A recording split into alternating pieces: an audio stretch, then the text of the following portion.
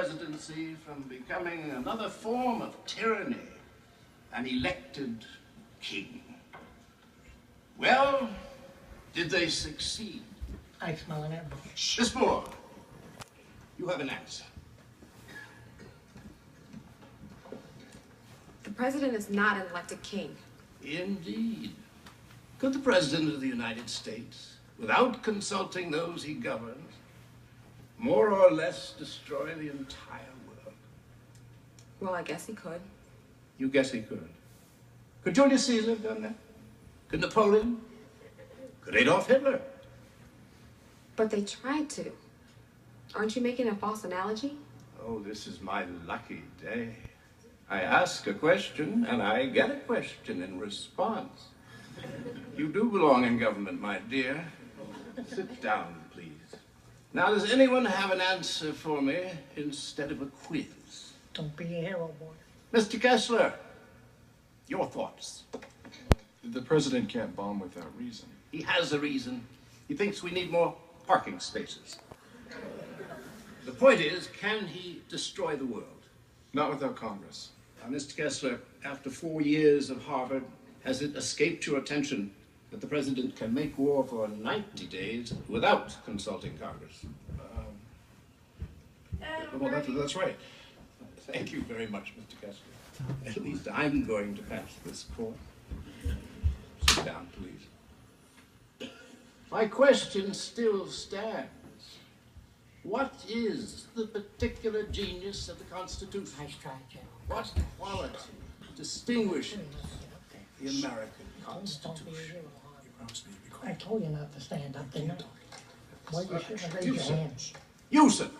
Oh, me? Yes. Do you have an opinion on this? No. Are you a student in this class? No. Are you a guest? No, I'm a bum. There are no bums. There are only the financially challenged. No, I'm a bum. But bear in mind, I'm a Harvard bum. You must be the logical result of an open admissions policy. No, sir. My presence here is the logical result of the search for edible garbage. You're here for the garbage. That's right. Colleges produce a lot of garbage. And Harvard produces more than most. What wit.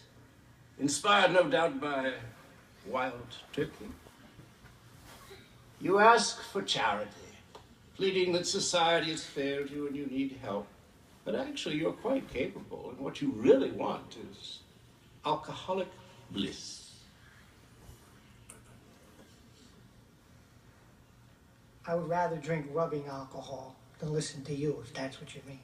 And according to the 21st Amendment, you can drink anything you want. Sorry. Which door do I leave from?